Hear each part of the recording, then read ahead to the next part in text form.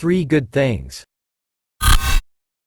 The real Damage CTRL. Perhaps it's more worthwhile to feel a bit frustrated that the only women's match of the evening was cut off early, but man, it's truly fantastic to witness Damage CTRL wrecking people once again. This group was always meant to be the dominant force in the women's division, and it's oddly surprising that it took WWE a whole year to realize this. However, I'd rather just relish in the enjoyment now that it's finally happening. Just a few months back, when Dakota Kai was sidelined due to injury and it seemed like Bianca Belair and Rhea Ripley had a firm grip on the women's championships, it seemed like the stable was on the verge of breaking up, a significant criticism of WWE's creative direction after they were made to feel like a huge deal when they formed at SummerSlam 2022.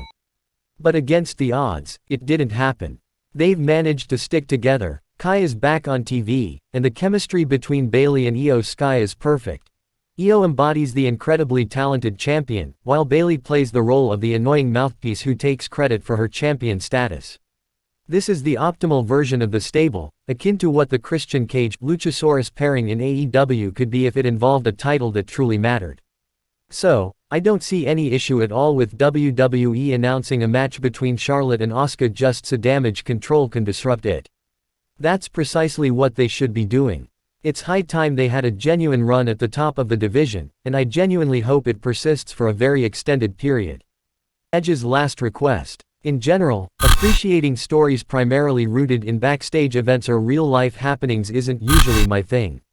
I prefer my wrestling to exist within its own fictional world as much as possible. However, in the case of the upcoming first-time ever singles match between Edge and Sheamus next week, I'm willing to make an exception. This promo segment was a pleasant surprise for the Calgary audience, as it wasn't announced ahead of time.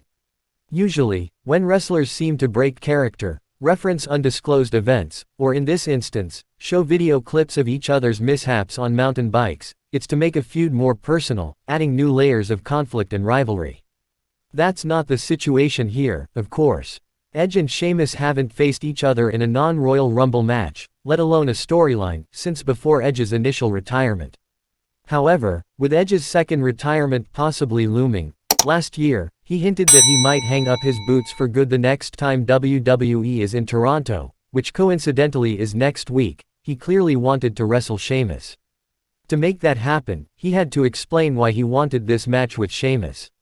Hence, this segment, which was heartfelt and sincere from both men, with a subtle edge at the very end when Sheamus pulled Edge close and expressed his hopes that Edge wouldn't regret his choice, making it more captivating than just a love fest. It worked for me, and it's great to see Sheamus in a significant role after months of lackluster feuding with Austin Theory. I'm genuinely looking forward to next week's match, and while the die-hard Edge fan in me wishes it's not his last, I also understand that the time might have arrived. Just when we thought we were out, they pull us back in. Alright, I might owe the Bloodline storyline an apology. After SummerSlam, I couldn't see a way out. Jimmy Uso turned heel, feuding with Jay, then rejoined the Bloodline. But now it seems different. On SmackDown, Roman Reigns asked about Jimmy, assuming he'd return. But Jimmy was helping Jay, not Roman. It's about the consequences of power, a major theme in the Bloodline story. Jimmy's intervention stopped Jay from being corrupted, making sense logically, narratively, and thematically. The aftermath was impactful too. Jay, done with the manipulation, super kicked Roman and Jimmy, leaving the Bloodline behind. He's had enough. It was odd disliking the story, but now I can't wait for next week. 3 good things. Karrion Loss. Looking at it directly, I genuinely didn't have a negative view of AJ Styles vs. Karrion Kross, which is odd because I definitely anticipated that I would. At the very least, it provided more entertainment than I initially thought it would.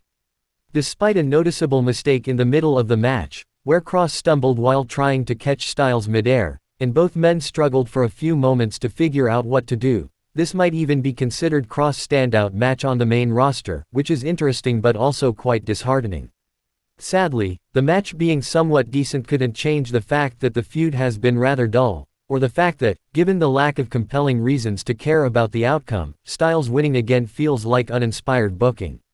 I'm not particularly advocating for a significant push for Kross, But when a feud involves 3 singles matches and Cross doesn't win any of them, the fact that the last one was slightly longer doesn't make much a difference. I would never suggest anyone should lose their job without genuinely good reasons, but if Cross is continually dominated in every feud he's involved in, it raises the question of the purpose in employing him. Will he continue with the ominous promos about the end times only to come to the ring and face defeat repeatedly? How much value does being, similar to Bray Wyatt but taller and less successful, really hold? Rey Mysterio, United States Champion. The one thing that would slightly surprise me if Edge's last match ends up being against Sheamus is that it's not against Rey Mysterio, his former tag team championship partner. But I guess Rey is occupied with other things at the moment, like apparently winning the United States Championship. No criticism towards Rey intended, I'm a fan of Rey. However, the way this entire situation unfolded was unconventional and disappointing for a few reasons. First of all, I had a hunch that Theory was losing his title Friday night, and I was genuinely looking forward to seeing it go to Santos Escobar. I've been following Escobar since his Lucha Underground days as King Cuerno, and there's no one better to hold SmackDown's mid-card title.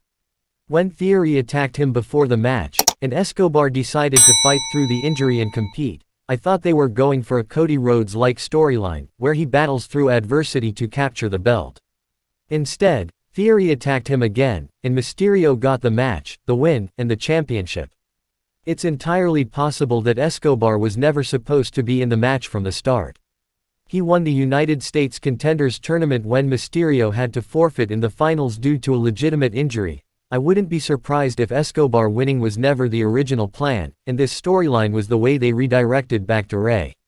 But even then, what is Rey Mysterio doing with the US title belt?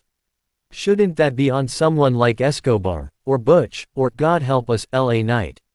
It just feels like a really odd decision to give the title to Mysterio, especially considering he's still actively wrestling following his Hall of Fame induction. Don't get me wrong, I'm still glad Theory lost, and I'll be curious to see where this Rey reign leads. I have a suspicion that Escobar, in character, might also be somewhat disappointed and may take that out on Rey, which could be very intriguing. But in the immediate moment, it just comes across as a peculiar bait and switch. This is just getting ridiculous now. Regarding LA Knight, I found his segment disappointing once again. It's no surprise. Perhaps this outcome is the natural result when he's placed in a match against Top Dollar, only to follow it up with another vague non-specific promo that serves as an excuse to ponder who, exactly, the game belongs to, prompting the crowd to engage in the call and response chanting that seems to be Knight's sole appeal. Alternatively, it might be attributed to Michael Cole's attempt at rapping on commentary. Regardless, I'm sorry, but this wasn't enjoyable, much like most things involving Knight. I'm genuinely seeking an explanation for the appeal, I'm practically begging for one right now.